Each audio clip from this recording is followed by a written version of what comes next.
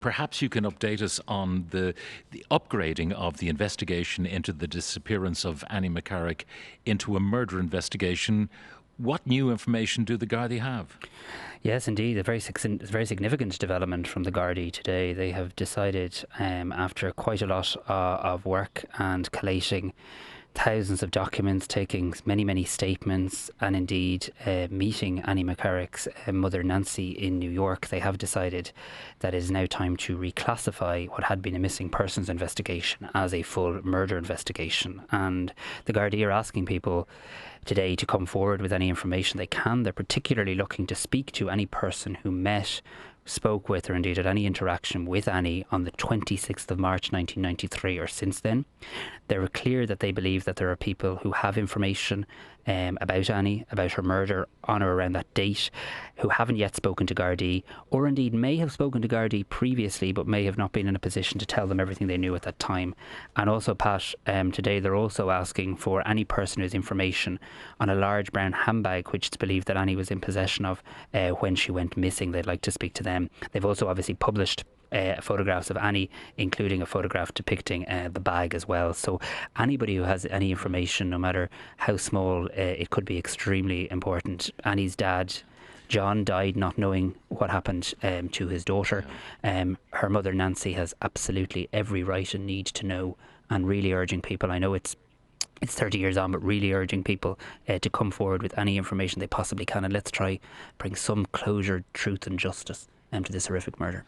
It's different, I suppose, to the investigation into the Kerry babies case, where arrests have been made, and I know you can't talk much about that, but it would appear that the arrests were made on the basis of some sort of breakthrough, and we really don't have a breakthrough in the Annie McCarrick case. We're looking for more evidence, more help, but there is a breakthrough in the case of the Kerry babies.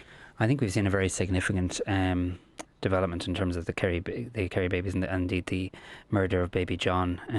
I mean, this was the most horrific moment in time. It's something that has had a real impact on the people of Caherciveen, on the people of Kerry, and indeed on the people of Ireland. You saw the murder of a baby, an innocent baby, just days old. And again, just because lots of time has elapsed cannot in any way lessen the right that baby John has for justice and the importance of establishing the truth. And while again this is a very ongoing and very live investigation, the Gardaí and myself are appealing for anybody with any information to please come forward. And look, I'm also very conscious, Pat, and indeed I'm sure you will be from covering maybe and being aware of these stories at the time, how difficult and defining a social moment this was in Ireland as well, and how horrifically, appallingly and unacceptably Joanne Hayes was treated. And of course I'm thinking of Joanne today. It was a time that highlighted perhaps deep biases that existed in our system at the time, and I think of Joanne today. Yeah. And she got her apology, but only, as I mentioned earlier on the programme, during the first tenure of Leo Varadkar as Taoiseach. So it took an awful long time for the state and the then acting Garda Commissioner to issue that much deserved and formal apology on behalf of both the Garda and the state. Absolutely, and it took some incredible people like Nell McCafferty and others really highlighting the deep biases, the prejudices of that time. And I think this is something that it's a period in time that, you know, shocked and repulsed many people in Ireland, but I think cut particularly deep for women in this country, because it did give a real insight into the prejudices and deep biases that existed at that time. And I certainly hope we're in a very different Ireland now.